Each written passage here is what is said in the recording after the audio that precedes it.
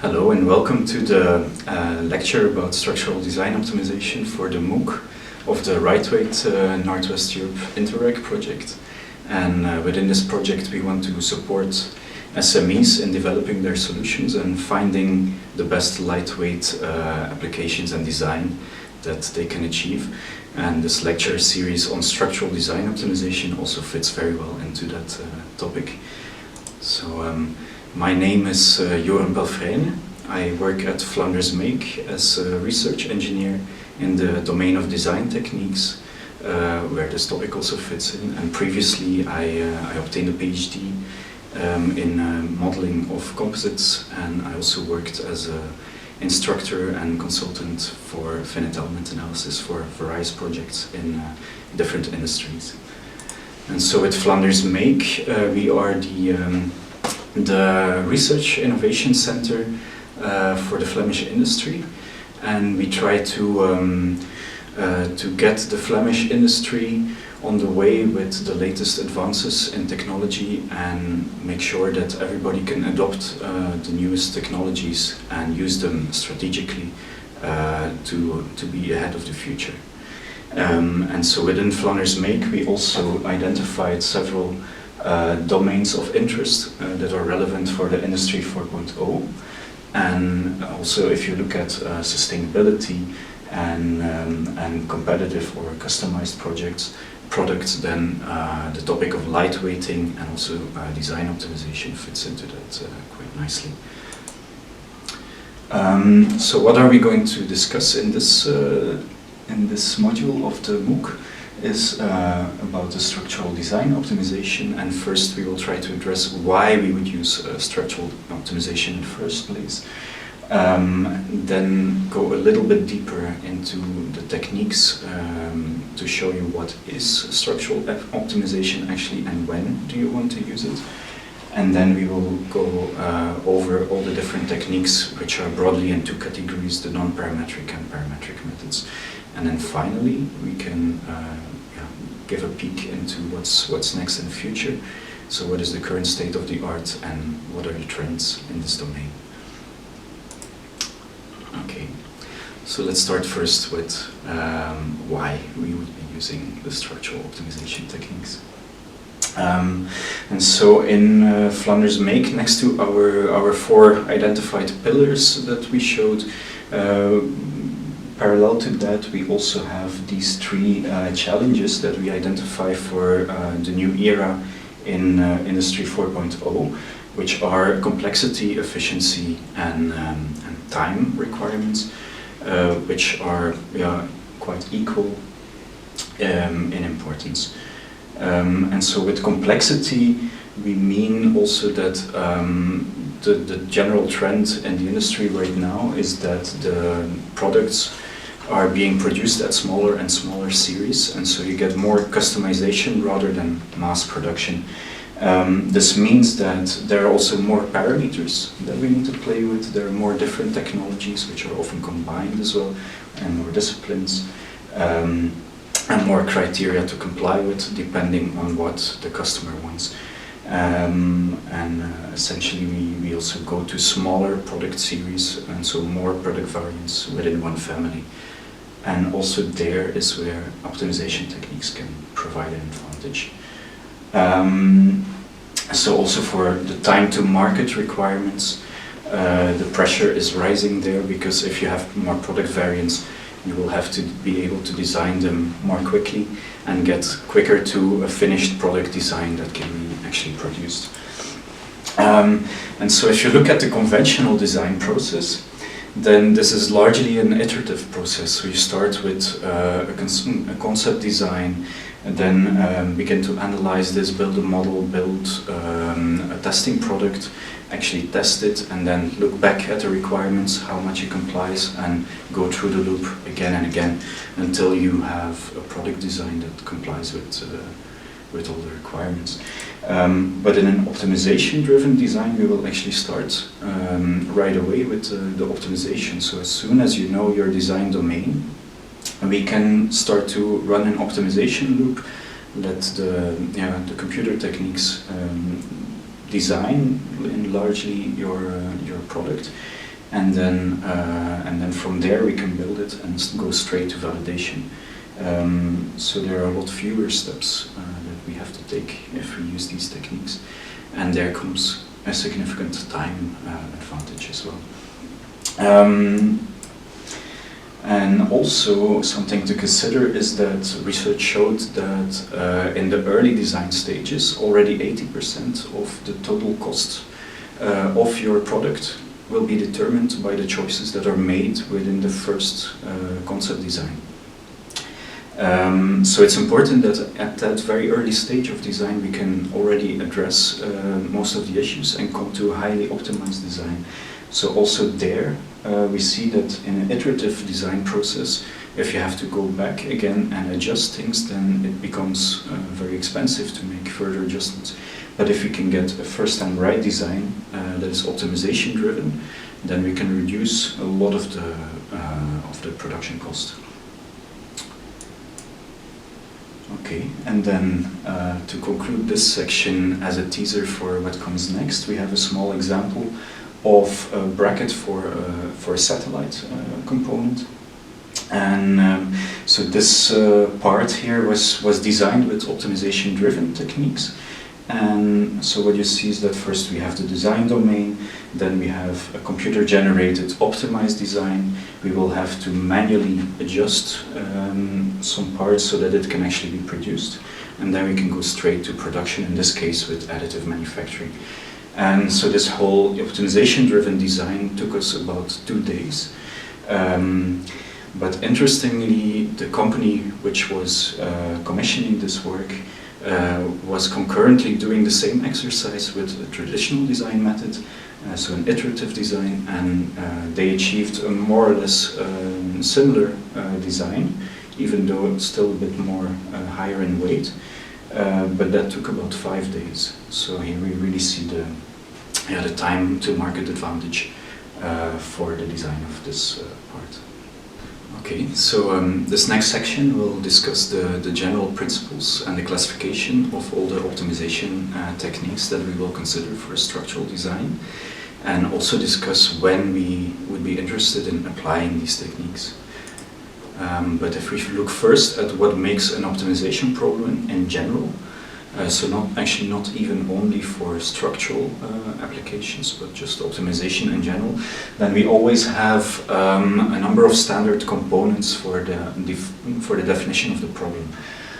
So we start with defining all the different variables. These are all the parameters that can be tuned to make a better design. So we need to define those, and the variables could be, for instance, the thickness of the material, or even the material choice, or basically anything that is relevant for the design. And then the constraints are the boundaries within which a solution should be found. But they can also be expressed in other terms, for instance, as manufacturability, rather than just a load condition or a boundary condition. It can also be towards, for instance, the comfort in the car, or environmental friendliness, but then staying competitive with, for instance, other car producers. Also their performance should be matched, and preferably at a lower cost.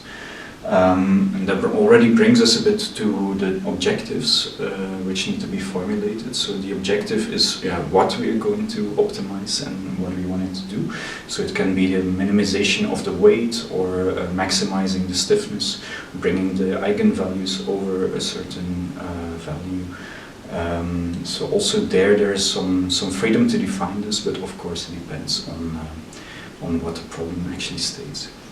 Once we are able to define all these 3 components for our design problem, then we can start to build the next component, which is the model. And so the model in this case will be a computer representation of the structure. In most cases we will have a finite element model that we can optimize, but alternatively it can also be a system model or anything else. As long as it represents the problem that we wish to optimize. important is, of course, that this model also allows you to capture the physical model or the physical parameters that are important for this problem. And then finally, once we have the model, we will work towards the objectives using a solution algorithm. And so the solution algorithm will iterate every design option and generally work its way towards reaching the objectives in the best way possible. And so with this we give a very general picture of what an optimization problem actually is. But even then there are many different categories for how we're actually going to apply these so many different techniques. And this is what is summarized a bit in this next slide. So here we have two main categories, which are the parametric and the non-parametric techniques. And so in the parametric techniques we will have to identify directly which parameters we wish to consider as a variable for the optimization. In the non-parametric techniques we will consider an entire domain or a design space as being the variable. And so even then within these two techniques there also or within these two categories there are many different techniques. If we look at, for instance, the structural topology, that's the real topology optimization where you generate these biomorphic kind of shapes. That's where, for instance, a technique that we use in the very earliest design stages when you want to have an initial idea of what the design can be optimally or what will be important for the design to comply with. And the same can be done for fluid flow, for instance. But then for more parametric techniques, we will look at direct geometric parameters, for instance here the radius of this pipe, and then the thicknesses of the material. And when we talk about thicknesses and dimensions of parts of our domain, then that's where the sizing optimization, so structural sizing comes in, and that's where we will really look at the plate thicknesses or beam dimensions of the cross-section. Within non-parametric techniques as well, we have some other techniques, the shape optimization, which will make a small adjustment usually to the outer boundary of your design. And then bead optimization is relevant only for sheet applications, so sheet material like sheet metal or thermoformed plastic materials. And then we have two final categories on this, or techniques on this slide, which are the robustness optimization and multidisciplinary optimization. And then in robustness optimization, we will try to minimize the effect of defects in the production. And in multidisciplinary optimization, we will also consider other importances of the design. For instance, you can include a cost model there, or a model of the manufacturability, and basically any other model that you wish to consider, which is not directly related to the structural performance. Okay, so as we mentioned before, when we will apply structural optimization, it will be most relevant in the early stages of the product design. So basically it's as soon as you know what is the available design space, what are the constraints, and which objective you want to reach. And then we have two different objectives there for applying the technique, at least. And either you can try to find quickly an innovative new design, or we can try to fine-tune an already existing design. And so, in the first category, to quickly find an innovative optimal structure, we will look at really the topology optimization or the bead optimization as non-parametric techniques, but also parametric techniques can be applied there, for instance, the geometric parameters or multidisciplinary optimization. And then for fine-tuning an existing an existing design, we will look mostly at sizing and shape optimization, or for parametric techniques, robustness optimization, for instance. Now at the bottom here, this shows also a bit the workflow that is commonly followed when you use optimization techniques. So we start from some conceptual design where we can start to define all the different variables. But then we go already to the optimization improvement, so really running the optimization routine, which will result in some design result. But then quite commonly, a human operator still needs to fine-tune this design so that it's something that can be produced. So that's the design implementation, and then we can check back the requirements on this final design, go to validation, and then finally to production. Okay. So in the previous section, we showed the two main categories for all the different structural design optimization techniques that we wish to consider. And so in this section we will take a first look at the non-parametric optimization techniques, so with some examples from practice. So we will start with a rather straightforward technique, which is the sizing optimization. And so for the sizing optimization we will consider the design variables to be all the plate thicknesses or the beam cross-section dimensioning. So usually we're going to make a finite element model composed of shell elements and beam elements, and then we will use the thicknesses and dimensioning as a variable for the entire domain of the design which we wish to optimize. The target will there mostly be the optimization of the weight, so weight reduction, possibly also cost reduction, but without compromising the performance. So it still has to comply with all the stiffness and strength requirements, of course. So this is most applicable to sheet metal structures and their stiffeners, which are beam profiles. And on the right you can see two small examples. One is of the bus example, which is built with metal beam profiles, for which the thicknesses and spacing of the beams are being optimized. And on the bottom you see an example where we regard more the plate material. So for car bodywork and chassis, we will optimize all the thicknesses depending also on the different requirements for this design.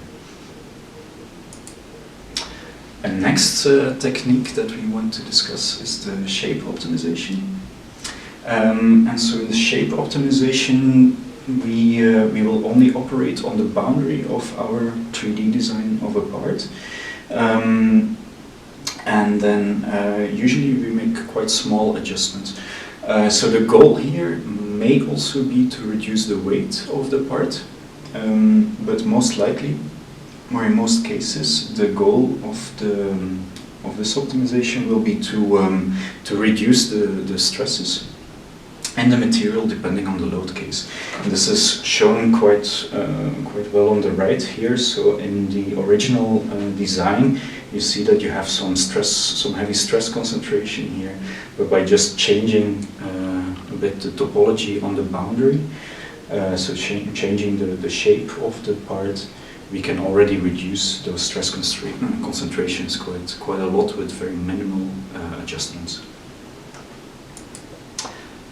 And then in this slide we see a first practical example of both of these techniques being applied directly.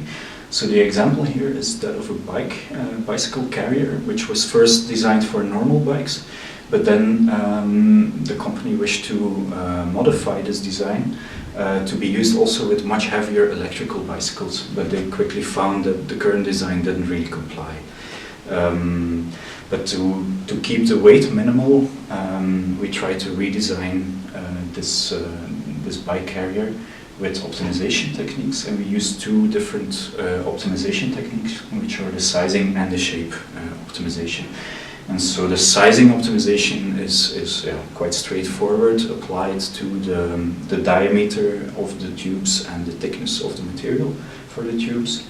The shape optimization is applied here on the hard line and also at the connection between the two tubes. And then as a final result, we could make a design that complies with the new requirements. So for the heavier bike, with more or less the same weight, actually a small weight reduction of about 3%, and at more or less the same cost. But the biggest advantage of this redesign was actually in reducing the number of parts, because previously they still had an extra metal bracket connection between the two pipes. We were able to eliminate this completely and reduce the number of parts by 2, and also eliminate the corrosion risk. So more than weight and cost reduction, it was a significant improvement in the functional performance of the part and also the assemblability. Okay, and then we come to the next technique, which is the topology optimization, and you can already see in the video on the right how it works. So essentially we first define our design domain quite freely, usually as a block of material. And from there, we state where the suspension will be and where the loads will come. And depending on the distribution of stresses, in the algorithm we'll start to eliminate material which is not really contributing much to the load take-up, to finally come to an optimized design with usually minimized weight or maximized stiffness, and come to a more, let's say, biomorphic shape, which is usually not so easily produced as well. But you can see what will become very important for your design without a human operator having to go through all the steps. So we can just take this final result and then shape it into something that is actually producible. So it's very good to start basically from zero with your design, just from the requirements, but quite quickly come to something that will work very well. And so here we see a practical example of this, which will also show what the difference is when you use different objectives. So here we also start from our design domain, a bit angular block for the chassis of a convertible car. And so indicated are also the suspension points and the cutouts where for the passengers and for the engine block.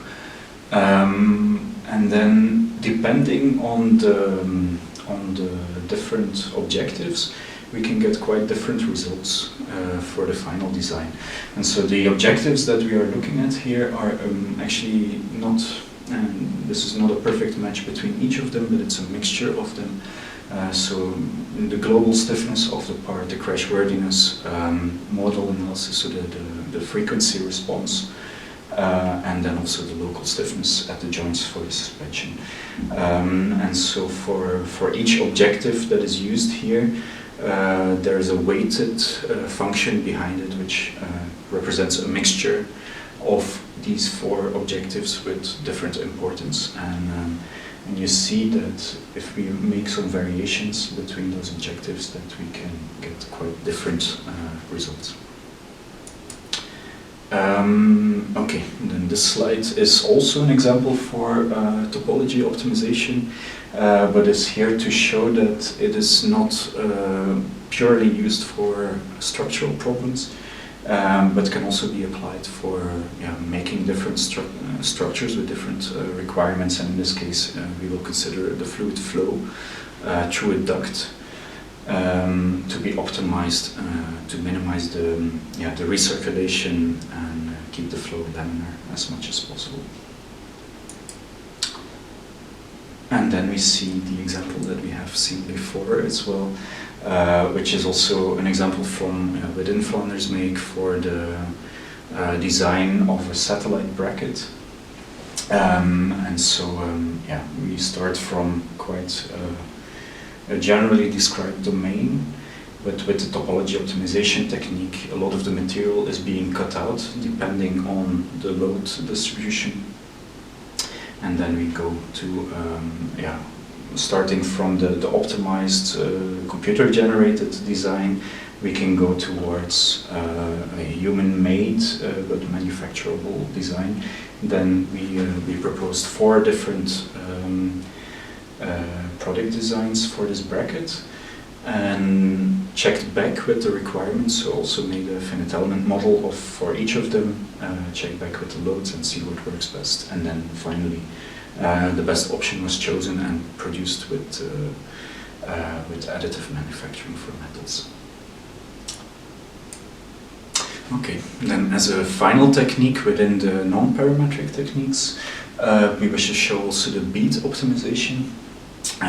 This technique is only applied for sheet material structures. And so as an example here, we are considering a panel for the hood of a car.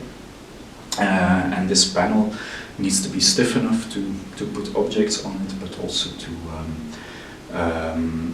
not vibrate with the noise of the engine, for instance. And so it's important for this part to make it stiff enough so that the natural frequencies of the part do not correspond with the frequencies of the engine, and you don't get resonance.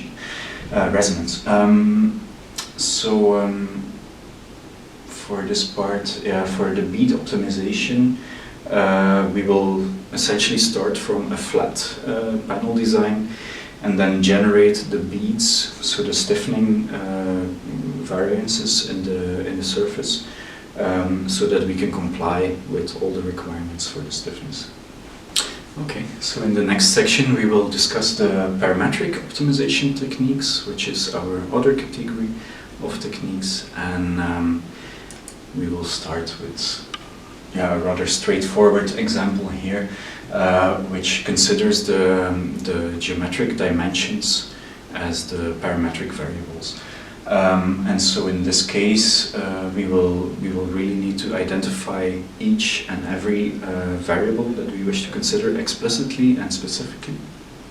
So for instance, if you look at the ship model that you see on the right, we could take as parameters the spacing between all the different stiffeners, the thicknesses of the material as well, dimensions of stiffener beams, or the layout and spacing for the entire ship structure.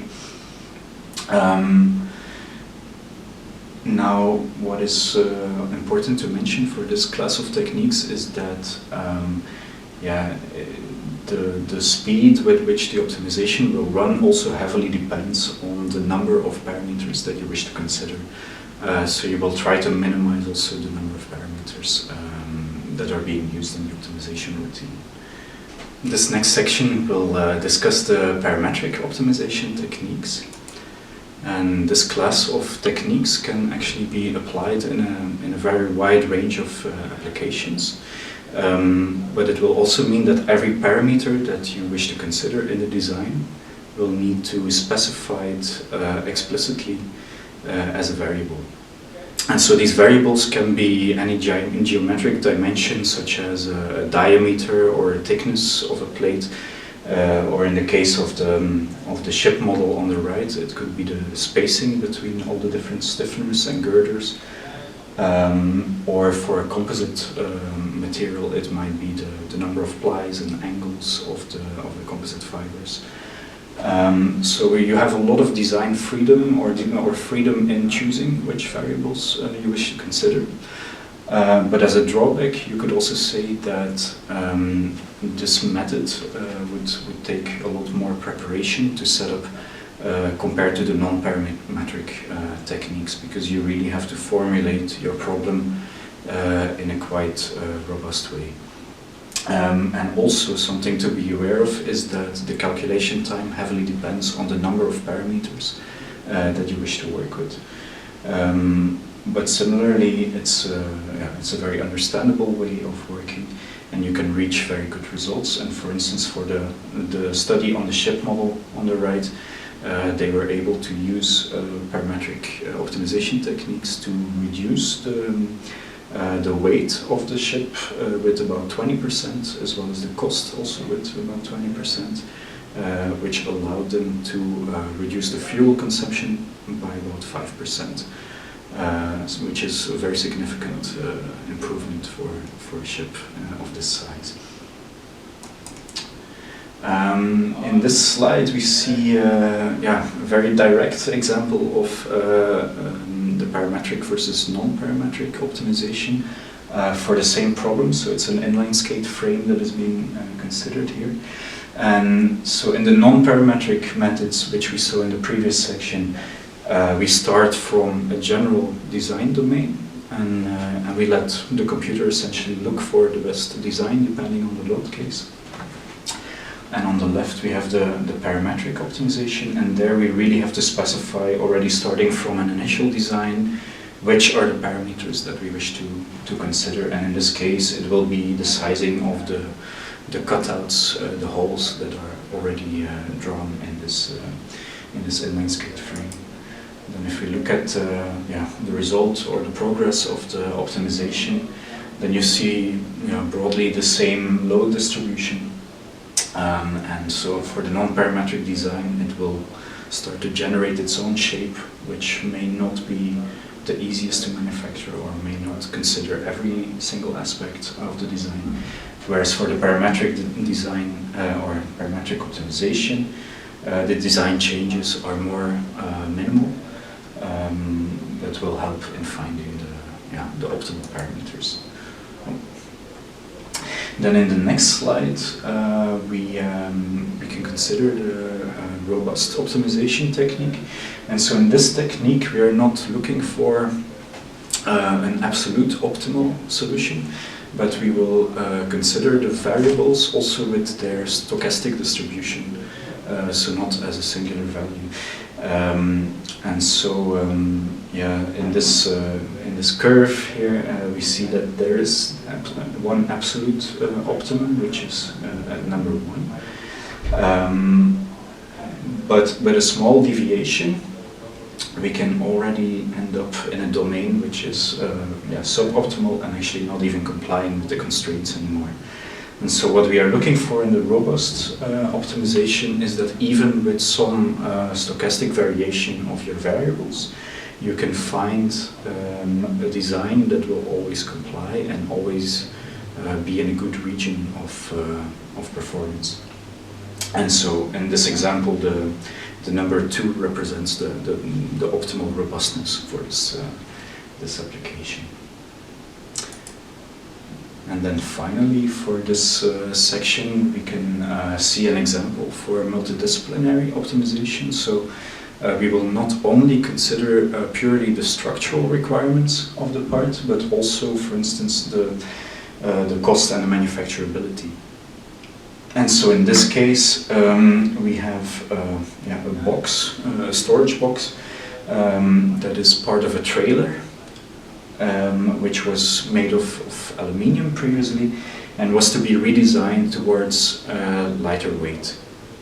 And so in this case we considered a change of materials from aluminium to a plastic, in this case ABS, but still with some stiffeners to achieve the right stiffness for the part, and those stiffeners were beams made of aluminium bonded to the ABS part.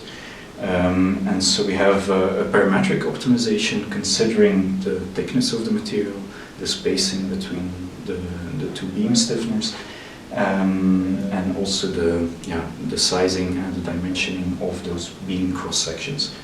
But apart from the structural parameters that we look at, we also want to consider models for both the cost and the manufacturability. And so manufacturability is here evaluated with a certain rating, and there's a model behind it, and for the cost as well, there's a cost model attached to how much material goes into the design and how producible it is. And so running this optimization study also gave us one best candidate, which was actually produced as well. And there we were able to reduce also the cost by 10% and the weight by 35%, and have a significant improvement of the manufacturability for this part. In the next section we will discuss the state of the art for the structural design optimization techniques. So take a look at what is currently being developed and what are the trends for the future. So we can identify different fields in which these techniques are evolving. And the first of these would be in multi-material design optimization. And so this multi-material optimization would fit into topology optimization techniques, but where you don't only consider a single material, but you consider a part that can be composed of different materials, and you try to impose also extra constraints, for instance the number of material islands that can be present, or a minimum amount of a certain material that that needs to be used, where you're going to use another, probably more expensive material with high or with better properties, only there in those locations where it's really needed. And so this is a very active field of development right now, and you see a small example here where different design options are being developed with this optimization techniques, and you see that the design doesn't really change too much, but the distribution of materials is changing significantly. And then a next field would be in multi-scale optimization, and this is targeting more additive manufactured components that are made up of very lightweight lattice structures. And lattice structures are commonly made of repeating cells. So in every cell you have a same structure, and like Lego blocks they connect to one another.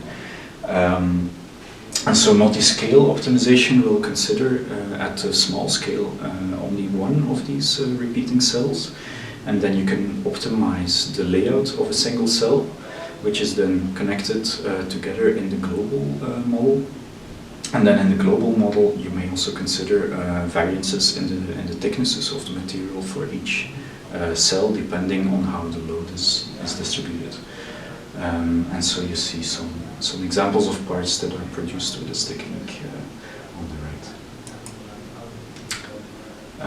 Another field which is actively developed mostly for the aerospace industry is for optimization of composite laminates.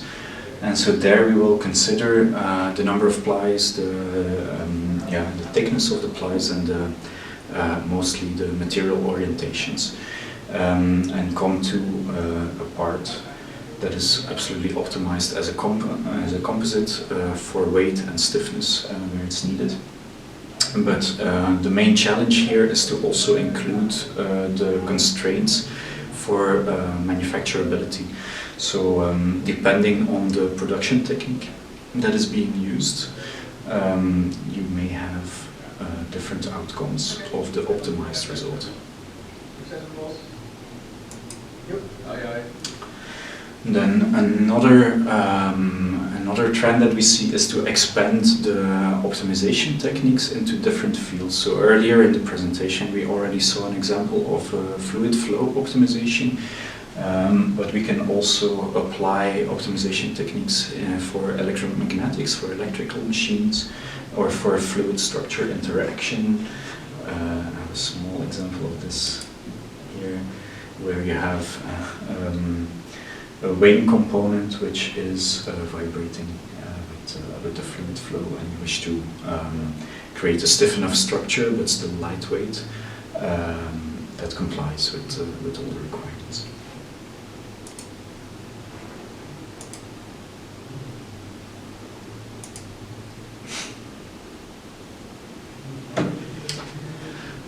And then finally, there's also an ongoing effort to improve the speed of the optimization itself. And as before, also the optimization algorithms are being continuously developed. But with current techniques, we are also considering model order reduction techniques to improve the speed, or even look at machine learning to really come to a much more efficient calculation. At Flanders MAKE, we also try to capture the needs of the industry in this domain for the future. And also there we see the trend towards a need for multi-material topology optimization, but also some other needs. For instance, the need to include expert manufacturing knowledge within the optimization techniques. And then this is not only a simple manufacturability model, but we wish to really capture the specific manufacturing knowledge that is present within a company and formalize it into a computer interpretable model, which can be used throughout the optimization. Then additionally, we also see the need to improve the cost models that are being used in multidisciplinary optimization, and also include there the production costs and the cost of joining different materials, for instance, and all the other aspects that lead to a very good cost model. And so in one of the projects that we have developed recently, we made this software tool which allows you to import a design, a CAD design, and also all the different constraints and load conditions. And this software tool allows to make a multi-material optimization. And the novelty here is that we are able to include 6 different design rules, which specify also, or which allow the user to specify the material fraction or the number of material islands that are in this design. The user is also able to formulate themselves through a domain-specific language what are going to be the manufacturing constraints, so really depending on the company-specific rules for manufacturing. And then additionally, we allow to include also a cost model, which can depend on all the different parameters in the model.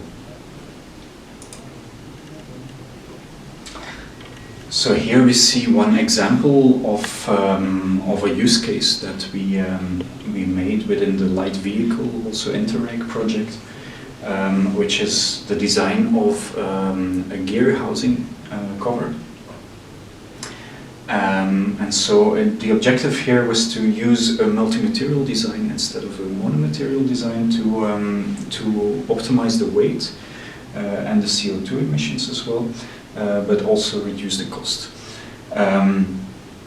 And so we started from the traditional aluminium design and then made a CAD model of a simplified gearbox housing. And then also we can see the optimized result. So from the optimization routine, we see that where the material should be distributed ideally, but this also needs to be interpreted by a human operator and changed into a design that is actually producible, where we can join the different materials together and use them in the optimal way. And so we had certain constraints there as well for the manufacturability and, for instance, the number of material islands that you can have for the bonding between the two materials, and for the fractions of the materials that are going to be used. And so here we see 2 different results where the fraction of nylon material needs to be higher than first 50, then 60%, with the rest of the material being of aluminium. And then finally we come to an optimized design where we were able to reduce the cost by about 20%, reduce the weight by about 30%, and also the LCA study showed that CO2 emissions in production could be reduced significantly when we would go from the traditional aluminium design to this novel multi-material design. And this final example concludes this module of the MOOC. I want to thank you for following this lesson, and if you have further questions, then you can always send a message to my email address here.